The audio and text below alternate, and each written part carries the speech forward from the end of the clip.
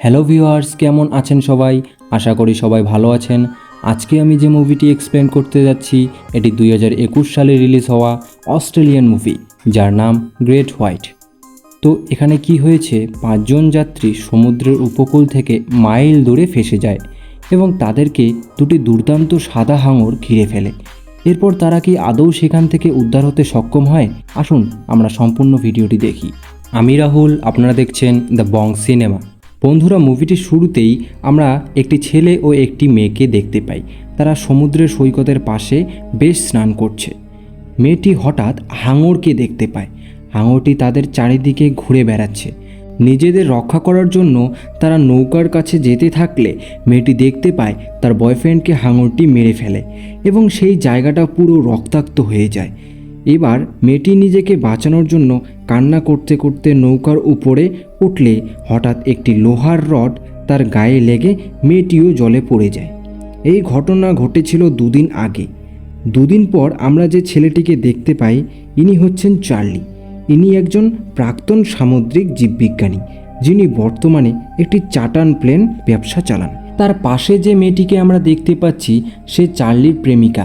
সে একজন American nurse. সে নার্সের চাকরিটি ছেড়ে দিয়ে চাটান প্লেন ব্যবসায় চার্লির সাথেই কাজ করেন। এরপর চার্লির কাছে একটি ফোন আসে, তারই বিমানকে ভাড়া করা হয় সমুদ্র ভ্রমণের জন্য। পরের দিন সেখানে সেই যাত্রীরা চলে আসে। ইনি হচ্ছেন তুহাকা, অন সাইট কুক, চার্লির বন্ধু। ইনি হচ্ছেন মিশেল। আসলে ইনিই কালকে প্লেনটি ভাড়া করেছিলেন তার ঠাকুরদার ছাই ছিটিয়ে দেওয়ার জন্য। ইনি হচ্ছেন তার স্বামী জো। এরপর জো চার্লিকে বলে, আশা করছি আমরা যেন সুস্থ বাড়ি ফিরে আসতে পারি। এরপর চার্লি তাকে বলে, তুমি কিচ্ছু চিন্তা করো না, তুমি বেস্ট পাইলটের সঙ্গে ভ্রমণ করছো। আসলে জো ছোটবেলা থেকেই জলকে খুব ভয় পেত, তাই সে এ কথা বলেছিল। এরপর তারা সেখান থেকে বেরিয়ে একটি বিন্দুতে গিয়ে পৌঁছায়। ফেলাস তখন সেই জায়গাটিতে ঘটে যাওয়া কথাগুলো বলতে থাকে। এই জায়গাটির নাম পালনগর নামে পরিচিত ছিল। এখানে 8 জন গ্রুপ মেম্বার 18 দিন পর্যন্ত ফেসেছিল। তাদের মধ্যে শুধুমাত্র একজনই বেঁচে গিয়েছিল। এরপর মিশেল বলে, যিনি বেঁচে ছিলেন তিনি ছিলেন তারই ঠাকুরদাদা, আর সে আসলে তারই ছাই ছিটিয়ে দিতে এসেছিল এখানে। এরপর সে একটি ছবিও দেখায় তার। আসলে ওনার শেষ ইচ্ছা এটাই ছিল যে তার বন্ধুদের সাথে শহীদ হওয়া, তাই মিশেল তার ঠাকুরদাদার ছাই এখানে ভাসাতে এসেছে। এরপর ফেলাস কথার মাঝখানে চার্লিকে বলে যে সে তার বাচ্চার বাবা হতে চলেছে, অর্থাৎ সে প্রেগনেন্ট। এটা শুনে চার্লি ভীষণ খুশি। তবে তারা কিন্তু এখনও পর্যন্ত বিয়ে করেনি। তারা সিদ্ধান্ত নেয় যে এই ট্রিপটি শেষ হয়ে গেলে বিয়ে করে নেবে। এরপর জো এবং তার স্ত্রী একটি মৃতদেহ দেখতে পায়। সেখানে তার স্ত্রী খুব ভয় পেয়ে যায়। মৃতদেহটি দেখলে তারা বুঝতে পারে যে এটা হাঙরের আক্রমণে মারা গেছে। এরপর ফেলাস তার বডি চেক করলে সেখানে একটি ফোন দেখতে পায়। সেখানে তার সাথে একটি মেয়েরও ছবি দেখতে পায়। চার্লির বন্ধু মনে করে যে সমুদ্রের মাঝখানে হয়তো মেয়েটি ফেসে গেছে, তাকে উদ্ধার করতে হবে। জো তখন বলে, তুমি কিভাবে শিওর হচ্ছ যে ওখানে একটি মেয়ে আছে? তার বন্ধু সেই মোবাইলটিতে থাকা ছবিটি দেখায়, কিন্তু জো তাতেও রাজি হন না। সে উপকূল রক্ষীকে রিপোর্ট করার কথা বলে, সেখান থেকে চলে যায়। কিন্তু এখানে চার্লি কী বা করতে পারে, যেহেতু সে একজন প্লেন চালক, তাদের ভাড়া করেছে, তাদের বাড়ি ফেরানোর দায়িত্ব চার্লির। তাই তারা কিছু না বলে সেখান থেকে বেরিয়ে পড়ে। যাওয়ার পথে চার্লি সবাইকে বলে, তোমরা যদি নিচে কোনো রকম কিছু দেখতে পাও তাহলে আমাকে বলবে, আমি প্লেনটিকে নিচে নিয়ে যাব, কারণ আমাদের কাছে শুধু 45 মিনিটের ফিউল আছে। কিছুক্ষণ পর মিশেল নিচে একটি ভাসমান বোট দেখতে পায়, যেটি উল্টে পড়ে আছে। এরপর তারা নিচে নেমে আসলে চার্লির বন্ধু বেনি বোটটির তলায় চলে যায়। বেনি তখন একটি ছবি খুঁজে পায়, সেখানে সেই মৃত লোকটিও ছিল। পিছনে ঘুরে তাকালে সেই মেয়েটিকেও দেখতে পায়, সেও মৃত ছিল। এরপর বেনি উপরে উঠে আসে। এরপর তারা সেখান থেকে বেরিয়ে যাওয়ার সময় হঠাৎ একটি হাঙর তাদের প্লেনে হামলা করে দেয় এবং বেনি জলে পড়ে যায়। তারপর সি প্লেনটি আস্তে আস্তে ডুবতে থাকে। চার্লি হেল্প সেন্টারে খবর দেওয়ার চেষ্টা করে তাদের সেখান থেকে উদ্ধার করার জন্য, কিন্তু কোনো রকম উত্তর পায় না। এদিকে সি প্লেনটি অর্ধেক প্রায় ডুবেই গেছে। এরপর সবাই সেফটি ভেলাতে উঠে আসে। সি প্লেনটি সম্পূর্ণ ডুবে যায়। জোয়ের স্ত্রী আশাহীন হয়ে বলে তাদের জন্য রিস্কি বোট আসবে, কারণ চার্লি হেল্প সেন্টারে বলেছিল। কিন্তু চার্লি বলে সন্ধ্যা হতে শুরু করেছে, তারা সকাল না হওয়া অবধি কোনো রকম প্লেন পাঠাবে না, তাদের সারা রাত অপেক্ষা করতে হবে। তারা সারা রাত সমুদ্রের স্রোতে কোথা থেকে কোথায় চলে যাবে তাদের খুঁজতেও একটু সময় লাগবে। কোনো উপায় না পেয়ে চার্লি নিজেই সিদ্ধান্ত নেয় যে পূর্ব দিকে আমাদের যেতে হবে, কারণ সেদিকে সমুদ্রের কিনারা আছে, এটাই একটা অপশান। এরপর তারা সেই দিকে রওনা। চার্লি লাইফ র্যাফটের সামান্য কম্পাস এবং ওয়ার্স ব্যবহার করে নেভিগেট করার চেষ্টা করে। জো হঠাৎ একটি জলজ প্রাণী দেখতে পায়। সে মনে করে এটা হয়তো হাঙর, তাই সে জোরে জোরে ভেলা চালাতে থাকে। কিন্তু আসলে ওটা কোনো হাঙর ছিল না, ওটা ছিল একটা ডলফিন। এরপর বেনি তাকে নিয়ে মজা করতে শুরু করে। তারা সেখান থেকে 50 কিলোমিটার পার হয়ে আসে এবং আরও তাদের 150 কিলোমিটার যেতে হবে। তারপরেই তারা সৈকত পর্যন্ত পৌঁছতে পারবে। এরপর অন্ধকার হতে শুরু করে, কিন্তু তখনও তারা ভেলা চালিয়ে যাচ্ছিল। এত ঘন্টা তারা না খেয়েই বা কীভাবে থাকবে, তাই তাদের কাছে যে পানীয় জল ছিল সেগুলোই খেয়ে থাকতো। এদিকে সেই জলও শেষের দিকে।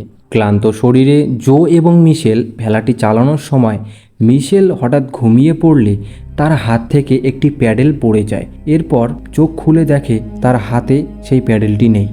এরপর সেই প্যাডেলটি সবাই সেখানে খুঁজতে থাকে। ফেলাস কাউকে না বলেই পিছন দিক থেকে জলে নামে এবং সে প্যাডেলটি নিয়ে ভেলার দিকে আসতে থাকে।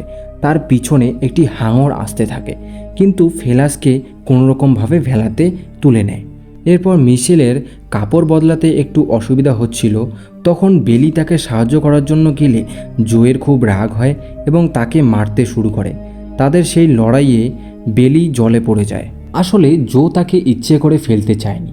বেলি তাদের হাত ধরা মাত্রই হাঙর তাকে টেনে নিয়ে চলে যায়।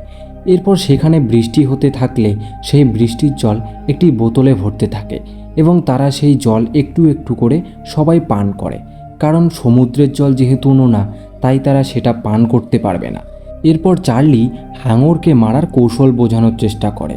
যদি কোনো কারণে হাঙর তাদের উপর হামলা করে, এটা বলে যে হাঙরের মস্তিষ্ক থাকে 2 চোখের মাঝ বরাবর, তাই তাকে মারতে হলে সেখানেই আঘাত করতে হবে। কিছুক্ষণ পর হঠাৎ একটি হাঙর এসে তাদের ভেলার উপর আক্রমণ করে এবং ভেলাটিকে উল্টে ফেলে। এরপর সবাই জলে পড়ে যায়। কোনোরকমভাবে চার্লি, ফেলাস এবং মিশেল ভেলাটিতে উঠলেও জো কিন্তু ভেলাটিতে উঠতে পারে না এবং সেই হাঙরটি জোকেও খেয়ে নেয়। এরপর সকাল হয়ে গেলে চার্লি লক্ষ্য করে যে তাদের ভেলা হাঙরের আক্রমণের পর পাংচার হয়ে গেছে। ঠিক তখনই আবার একটি হাঙর তাদের দিকে আসতে থাকে। চার্লি তাকে ভয় দেখানোর চেষ্টা করে, কিন্তু সে দেখতে পায় শুধু একটা ছিল না, তার সাথে আরও একটা হাঙর তাদের কাছে এসেছে। একটি হাঙর তাদের উপর হামলা করলে ফেলাস জলে পড়ে যায়, কিন্তু চার্লি ফেলাসকে ভেলার উপর নিয়ে আসে। অবশেষে মিশেল 2 চোখ খুলে দেখতে পায় সমুদ্রের তীর চলে এসেছে। চার্লি দেখতে পায় আবার সেই 2 হাঙর তাদের দিকে এগিয়ে আসছে। এদিকে তাদের ভেলাটিও ডুবতে শুরু করেছে। এরপর চার্লি এবং ফেলাস মিশেলকে অবতরণ করার জন্য হাঙরগুলিকে বিভ্রান্ত করার চেষ্টা করার সিদ্ধান্ত নেয়। ফেলাস একটি অগ্নিশিখার সাথে একটি হাঙরকে আঘাত করতে সক্ষম হয় এবং চার্লি তার ছুরি দিয়ে তার চোখ এবং মস্তিষ্ক বিদ্ধ করে এবং এটিকে হত্যা করে। এদিকে মিশেল একটি পুরনো জাহাজের ধ্বংসাবশেষ থেকে জং ধরা টুকরোতে ওঠে। এরপর আর একটি হাঙর তাদের উপর হামলা করলে চার্লি তখন অগ্নিশিখার সাহায্যে আঘাত করতে গেলে তাকেই হাঙরটি মেরে ফেলে। এরপর ফেলাসও সেখান থেকে বেরিয়ে জাহাজের উপর উঠে যায়। এরপর ফেলাস চার্লির মৃত্যুর কারণে মিশেলকে জড়িয়ে ধরে কান্না করতে শুরু করে, কিন্তু বিপদ এখনও শেষ হয়নি। আবার সেই হাঙরটি তাদের উপর হামলা করে। এরপর দুজনেই জলে পড়ে যায়। ফেলাস মিশেলকে তীরে যাওয়ার জন্য নির্দেশ দেন এবং সে হাঙরটিকে বিভ্রান্ত করার জন্য জলের নিচে একটি ডুবন্ত জাহাজের ভিতর লুকিয়ে পড়ে এবং সেই হাঙরটি তার উপর হামলা করতে চাইলে সে নিজেই আটকা পড়ে যায়। অক্সিজেনের অভাবে ফেলাস অজ্ঞান হয়ে যায়। তৎক্ষণাৎ মিশেল সেখানে আসেন এবং ফেলাসকে মুখের সাহায্যে পুনর্জীবিত করেন। ফেলাস লক্ষ্য করে একটি ধারালো লোহার অস্ত্র হাঙর ঠিক মাথার উপরে ছিল এবং সেটির উপর ফেলাস আঘাত করতে শুরু করে। এরপর সেই ধারালো অস্ত্র হাঙরের মাথার উপর পড়ে যায় এবং হাঙরটি মারা যায়। এরপর তারা সেখান থেকে উদ্ধার হয়ে নদীর তীরে এসে পৌঁছায় এবং তারা দুজন বেঁচে যায় এবং এখানেই মুভিটির সমাপ্তি ঘটে।